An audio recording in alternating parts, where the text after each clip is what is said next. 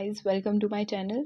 आई hope आप सब ठीक होंगे। सो एज़ यू नो, अभी हमने हिस्ट्री सीरीज स्टार्ट करी है। आगे आने वाले टाइम में हम सारे सब्जेक्ट्स कवर करते हुए चलेंगे, पॉलिटिकल, ज्योग्राफी, इकोनॉमिक। तो हिस्ट्री के अंदर अभी हम एंशंट हिस्ट्री पढ़ रहे हैं, आगे हम मेडिवल मॉडर्न हिस्ट्री भी पढ़ेंगे। यहाँ पे नॉट ओनली आपको टॉपिक्स, इवन सब टॉपिक्स भी हम कवर करते हुए चलते हैं। और ये हर video UPSC aspirant, college student, हर हिस्ट्री स्टूडेंट के लिए काफ़ी बेनिफिशियल है। बहुत ईजी एक्सप्लेनेशन है, कोई भी इसको देख के समझ सकता है और होपफुली सबको समझ में भी आ जाती है। तो प्रीवियस वीडियोस में हमने एंशंट हिस्ट्री स्टार्ट करी थी, जिसमें हमने प्री हिस्टोरिक टाइम, फिर उसके बाद इंडस वैली सिविलाइजेशन, ऋग वैदिक पीरियड, अर्ली लेटर वैदिक पीरियड, जैनिज्म, और अब हम आगे पढ़ेंगे बुद्धिज्म। आई होप आपको वीडियो पसंद आए, ईजिली सब समझ में आए। और मैं रिक्वेस्ट करूँगी कि आप वीडियो को लाइक ज़रूर करें और चैनल को सब्सक्राइब करें for more such informative videos.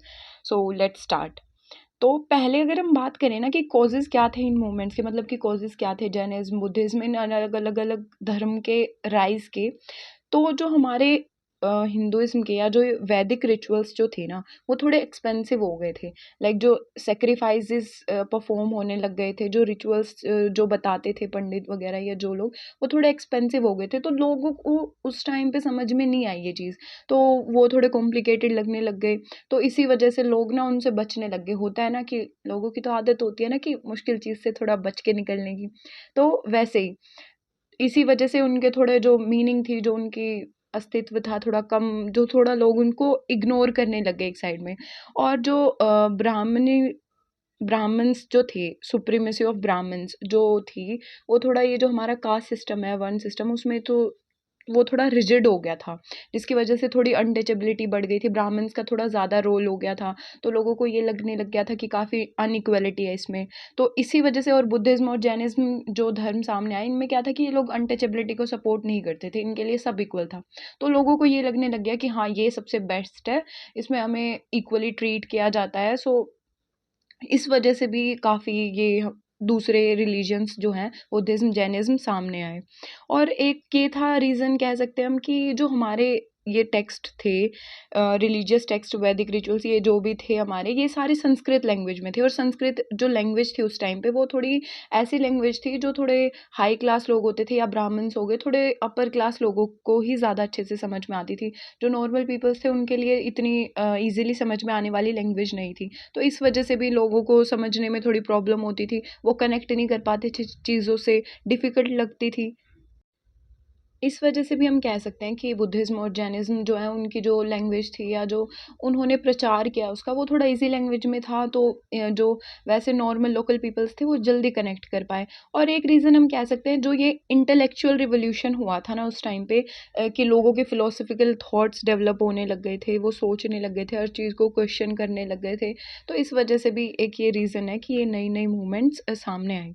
तो अब अगर बुद्धिज़्म देखें, तो यहाँ पे हम बुद्धिज़्म में बात करेंगे पहले इसके इंट्रोडक्शन की, फिर उसके बाद हम देखेंगे birth and life of Mahavira, फिर उसके बाद teachings of Buddha, organisation and sects of Buddhism, literature of Buddhism, council, उसकी रॉयल पैट्रोनेज, फिर उसके क्या कॉजेज़ थे उसके डिक्लाइन के। So let's start. Buddhism is a major world religion and philosophy that originated in ancient India around the 5th century BC। तो 5th century BC के time पे ये रिलीजन सामने आया था, फिलोसफी भी जिसको कहते हैं, एक अलग तरह की। सिद्धार्थ गौतमा, जिनको हम बुद्धा भी कहते हैं, उन्होंने ये फाउंड की थी। और ये जो पूरा बुद्धिज्म है, ये 4 नोबल ट्रूथ्स और 8 फोर पाथ के मतलब इर्द गिर्द ही घूमता है। वो आगे हम डिस्कस करेंगे, ये टीचिंग्स में आते हैं इनके। तो ये इसी के इर्द गिर्द घूमता है। और through out it's history Buddha has developed. तो ये जो बुद्धिज्म है ना, बुद्धा ने इसको काफ़ी बहुत प्रचार किया इसका। और ये काफ़ी फिर आगे सेक्ट्स में भी डिवाइड हो गया था, वो भी हम आगे पढ़ेंगे कि कैसे कैसे अलग अलग सेक्ट्स में ये डिवाइड हुआ, ऑर्गेनाइजेशंस में। फिर इसकी जो टीचिंग्स हैं, वो उनकी कितनी अच्छी इंटरप्रिटेशन हुई, और ये कैसे नॉट ओनली मतलब इंडिया में ही, काफ़ी पूरे एशिया में कैसे फैला, और कैसे मतलब इसका प्रचार हुआ। और बुद्धिज़्म एक ऐसा ही रिलीजन है, लोग बहुत जल्दी एक्सेप्ट करने लगे थे, क्योंकि बहुत ही जो कहते हैं ना, रियलिस्टिक चीज़ों पे बेस्ड था। लोगों को ईज़ी लगता था, लोग समझते थे फिलोसॉफिकल थॉट्स जो इसके थे, क्योंकि ये बेस्ड ही इन पे होता था, 3 पिलर्स पे स्टैंड करता था। एक तो बुद्धा हो गए इट्स फाउंडर, फिर धम्मा हिज टीचिंग्स, फिर थे संघा जो ऑर्डर ऑफ बुद्धिस्ट मॉन्क्स हैं। ये इन्हीं के ये इसके 3 पिलर्स थे बुद्धिज़्म के, जिन पे स्टैंड करता था। तो काफ़ी ये मतलब इसका प्रचार हुआ, जिसकी वजह से काफ़ी फैला भी। लोगों ने बहुत सारे लोग उस टाइम पे थे जो बुद्धिज़्म को सपोर्ट करने वाले भी थे। बात करते हैं हम the birth and life of Buddha. ये थोड़ा इम्पोर्टेंट है, यहाँ से काफ़ी बार क्वेश्चंस भी आते हैं, लेकिन इनकी जो इवेंट्स थे लाइफ के उनसे रिलेटेड जो भी है। तो the Siddhartha Gautama also known as the Buddha which means the awaken one. The तो जो बुद्धा है, इनका पहले नाम क्या था? सिद्धार्थ गौतमा। और बुद्धा जो इनका नाम पड़ा उसका मतलब क्या होता है? इनलाइटेंड वन, जिनको मतलब आत्मज्ञान की प्राप्ति हो, ऐसे कहते हैं, ठीक है। और Siddhartha Gautama was born in Lumbini में इनका जन्म हुआ था, जो आज प्रेजेंट डे में नेपाल में लोकेटेड है, 6th century BC में।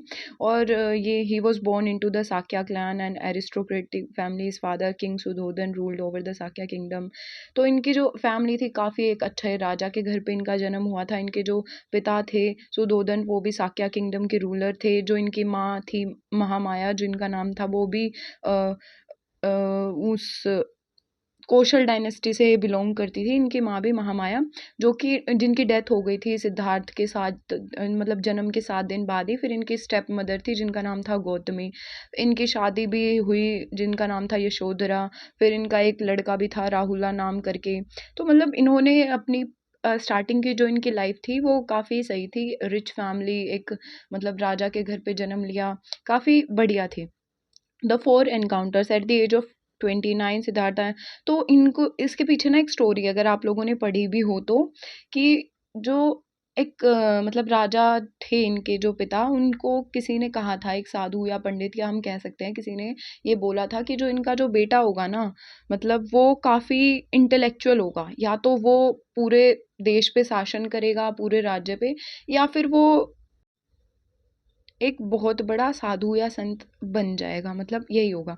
और ये सब होगा कि अगर इसने गरीबी या ऐसा कुछ भी देखा ना, तो ये चेंज हो जाएगा पूरा। तो इसके इनके पिता ने ना ये कोशिश करी थी कि बचपन से ना इनको गरीबी या फिर ऐसी कोई भी चीज़ से इनका सामना ना हो, जिसकी वजह से ये चेंज हो जाए। तो इसको इनको बचपन से बहुत अमीरी में ऐसे रखा गया था, कभी इसने गरीबी का मतलब कुछ नहीं देखा था। हमेशा काफ़ी कुछ एकदम लग्ज़रियस लाइफ़ इसने जी थी इन्होंने हमेशा बचपन से ही।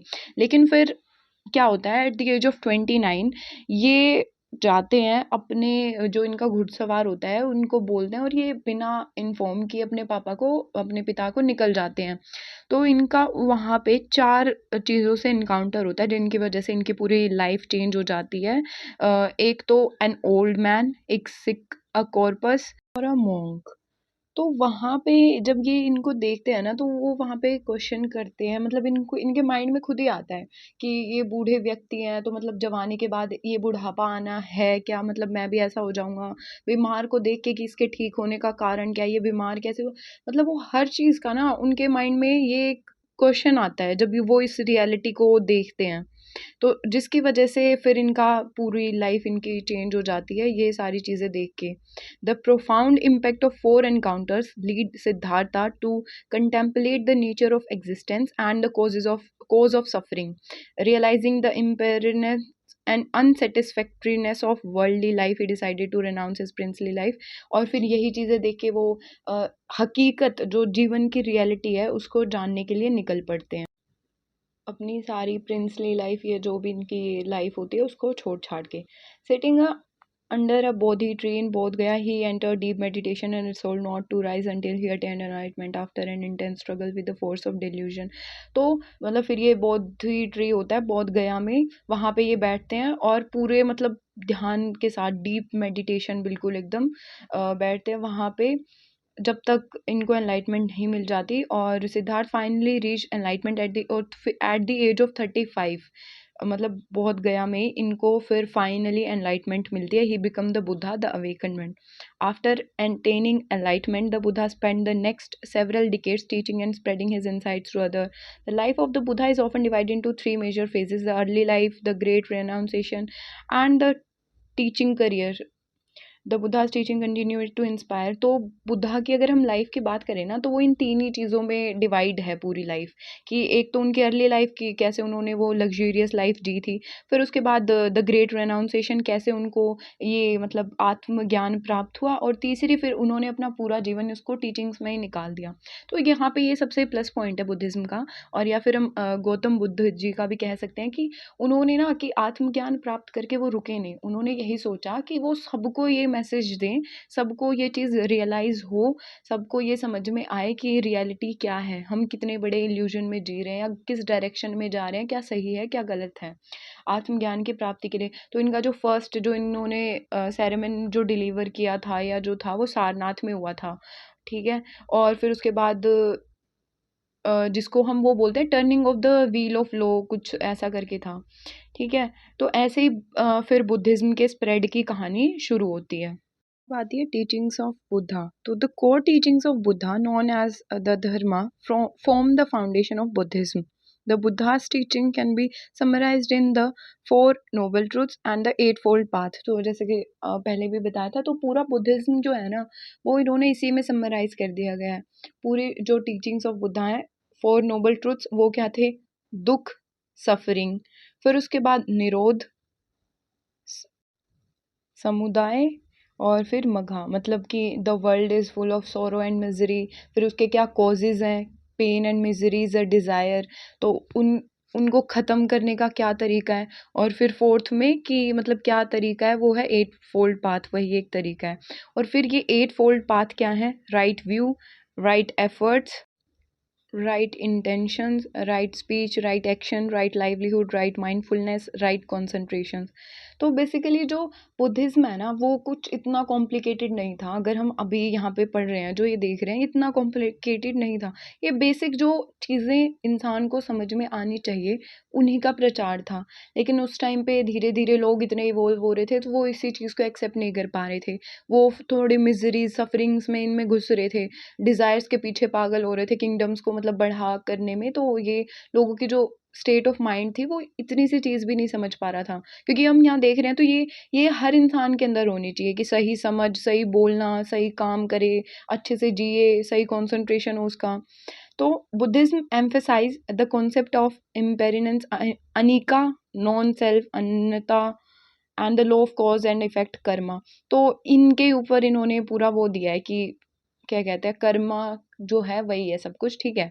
ये ज़्यादा दिखावा कुछ नहीं होता, ठीक है। और हम खुद कुछ नहीं है, मतलब परमात्मा तो क्या इन्होंने वो माना नहीं था, बट ये था कि हम खुद कुछ नहीं है, कोई और ये है जो ये करवा रहा है।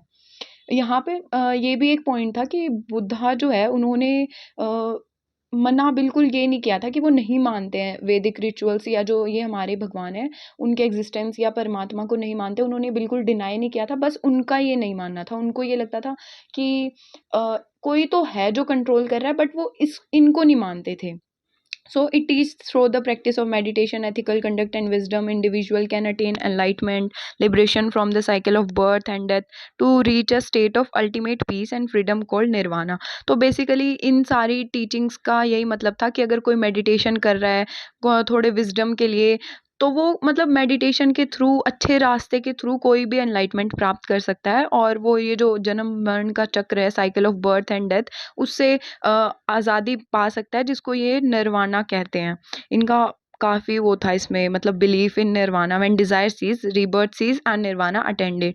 तो तभी इनका मानना था कि वही है कि जो बुद्धा थे ना, उनके अकॉर्डिंग क्या था, soul is a myth. Buddha के अकॉर्डिंग ये जो आत्मा वाला सिस्टम था ना, वो इसको बिल्कुल नहीं मानते थे। वो यही कहते थे सोल इज अ मिथ, और अहिंसा में बिलीव करते थे, किसी को ना मारना, अनटचेबिलिटी को भी बिल्कुल सपोर्ट नहीं करते थे, और बेसिकली कर्मा में मानते थे कि अच्छे कर्म करेगा तो तभी वो कुछ ना कुछ उसका अच्छा होगा। तो यही थी बुद्धिज्म की टीचिंग्स। अब हम बात करते हैं organisation and sects of Buddhism. After the Buddha's passing his teachings were carried forward by his disciples and followers। फिर काफ़ी संघास और अलग अलग उसमें ब्रांचेस में डिवाइड हो गया बुद्धिज्म, और जिसमें भी डिवाइड हुआ उनके जो मेन टीचिंग्स थी ना वो सारी यही थी। Theravada Buddhism, also known as the way of the elders, और फिर Mahayana Buddhism. Mahayana means the greater will is widespread in East Asia. तो फिर ये वो था जो नए तरीके से अलग अलग, जापान, कोरिया, चाइना। तो देख रहे हो कि बुद्धिज़्म कहाँ तक स्प्रेड हुआ। जैनिज़्म क्या था, बहुत लिमिटेड जगह स्प्रेड हो पाया था, बट बुद्धिज़्म तो इतना स्प्रेड हुआ, जहाँ जहाँ तक बुद्धा से हो पाया ना, उसने वहाँ वहाँ तक इसको फैलाने की कोशिश की थी। इसीलिए हम देखते हैं चाइना में भी काफ़ी फॉलोवर्स हैं बुद्धिज़्म के, जापान में भी। और महायाना बुद्धिज़्म जो है वो आगे भी काफ़ी उसके सब डिवीज़न, जैसे Zen, pure land Tibetan Buddhism which incorporates elements of Indian tantra.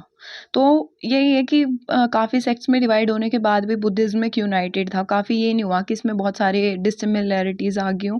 सारी इंटरप्रिटेशन प्रैक्टिसेस जो थी वो बुद्धिज़्म से ही इमर्ज्ड हुई थी। Different schools and sects of Buddhism emerged. तो यही थी organisation and sects of Buddhism. फिर बात करें अगर हम literature of Buddhism, Buddhism has a rich and extensive body of literature which includes the teaching of Buddha, commentaries, philosophical treatises, scriptures, काफ़ी कुछ वो करते हैं। और बेसिकली जो लिटरेचर है ना इनका, वो मेन है वो जो त्रिपिटका जिसको हम कहते हैं ना, उसके ऊपर बेस्ड है, जिसमें आती है त्रिपिटका कौन कौन सी है, विनय पिटका, सूत पिटका और अभिधम्मा पिटका। जिसमें विनय पिटका में क्या है, जो कंटेन रूल्स एंड गाइडलाइंस जो उसमें है बुद्धिज्म से रिलेटेड। सूत पिटका में क्या है, comprise discourse attributes to the Buddha and his close disciples, wide range of topics such as ethics, meditation वगैरह। मतलब कि ये कलेक्शन ऑफ बुद्धिस्ट सेरेमन्स जो उसने अटेन किए थे ना, ये जो जो भाषण, लेक्चर या जो उसने अपने डिसाइपल्स को आगे मैसेज दिया था वो है। अभिधम्मा पिटका में क्या है, the contains detailed philosophical and psychological analysis of Buddhist concepts aiming to provide a systematic understanding of reality. तो कितने सिस्टमैटिक वे में लिटरेचर भी इनका वो डिवाइडेड है।